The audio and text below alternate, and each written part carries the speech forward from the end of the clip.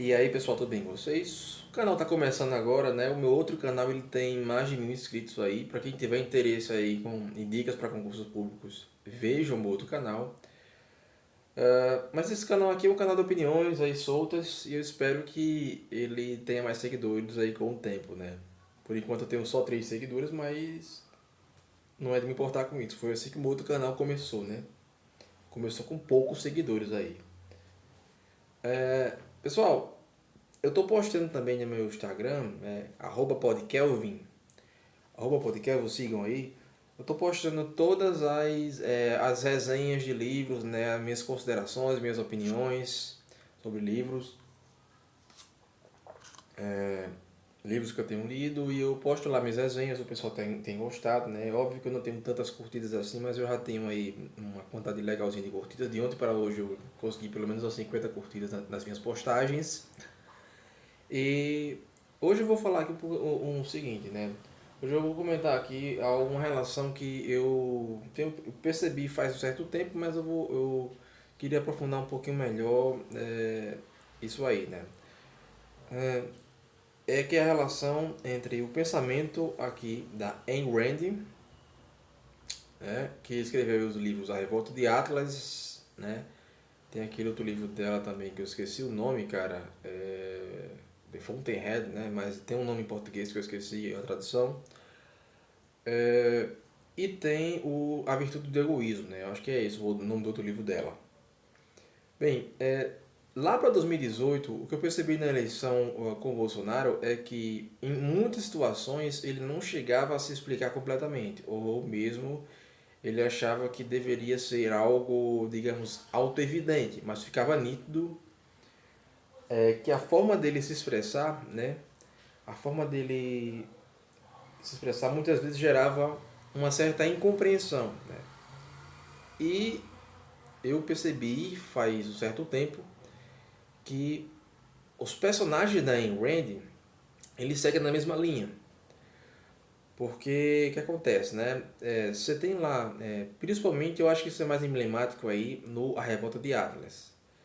Em muitos momentos o personagem ele é acusado de ser egoísta. Ele fala assim, sim, sou egoísta mesmo, né? E o personagem ele não tenta se explicar, ele não tenta explicar por que, que o egoísmo seria algo bom, porque ou sei lá, que o egoísmo no sentido do senso comum, no sentido comum que as pessoas entendem que seja o egoísmo, não é o mesmo egoísmo que é explicado lá, né? Então, os personagens eles não tentam meio que se explicar, mas isso tem um motivo na história, né? É como se eles já tivessem sido vencedores, não naquele exato momento, naquele exato instante, mas o curso dos acontecimentos em si mesmo, né, a história já de alguma forma os sagrou como vencedores, pelo menos aí num tempo futuro, né? E aí eu, olhando isso assim, olhando várias, na verdade, várias biografias em retrospectiva, eu pude perceber o seguinte, né? Se você pega figuras aí como Mr. Churchill, Margaret Thatcher, várias outras figuras aí, grandes intelectuais aí, até o próprio George Orwell, que nós já citamos em outras oportunidades aqui, o que é que nós percebemos? É que esses caras aí, a grande maioria deles, na época, naquela época, eles eram acusados da mesma forma que certas figuras de grande relevância são acusados atualmente, né? Ou seja, você tem que atualmente o Bolsonaro ele é acusado de ser um cara antidemocrático e que promove atos aí antidemocráticos. Mas o que eu vejo acontecer também, né, é que mesmo com toda essa propaganda massiva para tentar colar essa pecha nele, né, para tentar colar as peixes de racista, machista, homofóbico, etc. O que eu percebo é que se você for olhar as figuras históricas que hoje são consagradas aí, todas elas sofreram pelo mesmo processo de como que eu poderia dizer? Estou tentando achar novamente aqui a palavra, né? Pelo mesmo processo de sujar a sua reputação, né? Tem uma expressão melhor para isso aí, né? Pelo processo de acabar com a reputação dessas pessoas, né?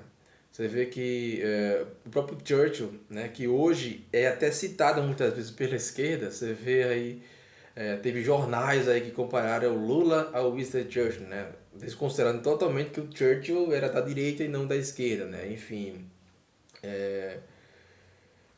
muitas vezes a Margaret Thatcher sendo citada como exemplo de uma mulher forte, empoderada, sendo que ela mesma era antifeminista. Então você vê alguns casos assim, algumas contradições, né, em que as pessoas se aproveitam da falta de conhecimento histórico do público, né? E casos como esse acabam sendo meio que emblemáticos, né? Isso acontece até mesmo quando você olha assim, não é só com relação ao passado, né?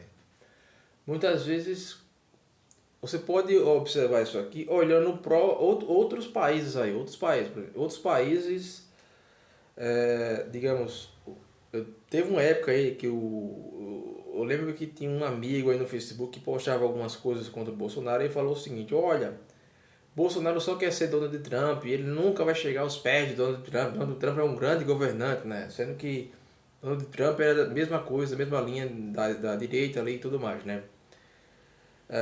Só que como a pessoa em questão ela não tinha esse conhecimento amplo, né? Essa visão ampla de qual aspecto político o Donald Trump se situava, ela considerava que o Donald Trump seria um grande estadista, enquanto que o Bolsonaro aí seria um péssimo estadista, né? O que é irônico porque o próprio Donald Trump chegou a postar o contrário disso aí, né? Ele falando o contrário disso, né? Então, voltando aqui para Ayn Rand. A Ayn Rand mostra que seus personagens, eles se orgulham do que eles são, eles se orgulham de defender o que eles defendem, e em momento algum eles tentam, digamos, se desculpar por isso, né? Eu acho que essa é uma virtude que falta, é uma virtude que, na verdade, falta a alt-right brasileira. Porque o que é que a alt-right tenta fazer? Ela tenta fazer uma média com o outro lado, ela tenta fazer aí digamos, se mostrar limpinha, se mostrar, não, nós somos diferentes dessa direita autoritária, dessa direita neoconservadora, fascista e etc, né? Mas o que acontece, né? Vocês viram aí, né? Um caso recente, né? O Kim Kataguiri foi agredido aí não sei exatamente, foi numa universidade aí, né? Ele e o outro membro do MBL aí sofreram ameaças e agressões nesse local só por ter pisado lá, né? E aí, o que é que nós vemos aí? Que mesmo tentando passar uma imagem, né? Mesmo tentando dialogar com o outro lado de alguma forma assim, tentando dar o braço a torcer para o outro lado, ainda assim, tanto eles não conseguem fazer isso, como também são tratados da mesma forma que seriam tratadas as pessoas da própria direita que eles criticam. Ou seja, o Kim Kataguiri, tentando, digamos, dialogar com a esquerda, ele é tratado pela esquerda da mesma forma que Bolsonaro, né? Ou seja, o esquerdista ele não vai ver distinção nenhuma entre um Kim Kataguiri e um Bolsonaro. Um esquerdista ele não vai ver distinção, não vai enxergar distinção nenhuma entre Luiz Felipe Pondé e um Olavo de Carvalho, né? Ou seja, eles vão considerar igualmente que os dois são fascistas, né? Então, a tentativa de quebrar sua munheca aí pro outro lado, na verdade, gera a reação contrária, né? Então, o que eu percebo é que, por mais que para as pessoas de agora, do presente, pareça que talvez o Bolsonaro agiu de forma precipitada, talvez agiu com destempero, né? Talvez agiu da forma que não deveria estar agindo, ou pelo menos poderia ter parado para pedir desculpas, ou sei lá, o silêncio do Bolsonaro, né, sobre o resultado aí das eleições, o silêncio do Bolsonaro, ele poderia ter se comportado como um líder mais, digamos, uma pessoa que soube perder, né, um líder mais altruísta, mais eficaz, mas O problema é que isso parte do pressuposto em que ele poderia facilmente abrir mão das convicções dele, ou seja, tudo o que ele falou, na verdade, foi só bolha de sabão, né? Seria aí como o caso do Ciro Gomes, né? Que ele atacou o Lula durante toda a campanha, e aí de repente, o que é que nós percebemos aí? O Ciro Gomes, ele foi lá, no final apoiou o Lula porque disse que eles faziam ali parte de uma ampla frente democrática. E no que isso acabou aí, né? Acabou que o Ciro Gomes, ele perdeu a moral tanto para um lado como para o outro, né? Ou seja, ele perdeu a moral de todo jeito, né? Ou seja, ele tanto criticou o Lula, mas no final ele foi lá e aderiu a ele. Ou seja, o que é que isso mostrou? Fraqueza, né? Tanto fraqueza como mostrou que os princípios dele não eram princípios de verdade, ou seja, era um homem não honrado ainda.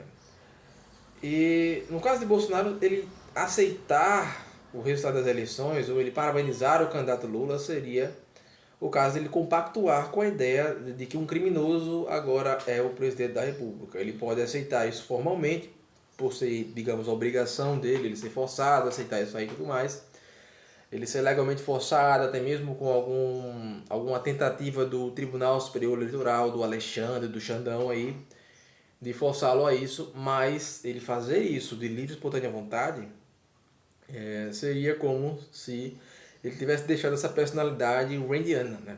Essa personalidade que dá a ideia de um certo individualismo, mas que é um individualismo em que você percebe uma autenticidade, né? Uma forma de originalidade na forma de agir, ou seja, ele não está sendo apenas um político, né? Não é a ideia de você ser apenas um político, né? E nisso, acredito que ele teve os seus méritos aí, apesar de não ser talvez o melhor presidente da direita, no sentido intelectual, ele é o melhor presidente da direita do Brasil, que o Brasil já teve, na verdade, no sentido moral, né? Ou seja, no sentido desse sentido randiano, na moral randiana, em que a tua individualidade ela não é esmagada por fatos exteriores, né? E onde você não precisa a todo momento se explicar ou tentar fazer uma média por outro lado, né? Então é isso aí.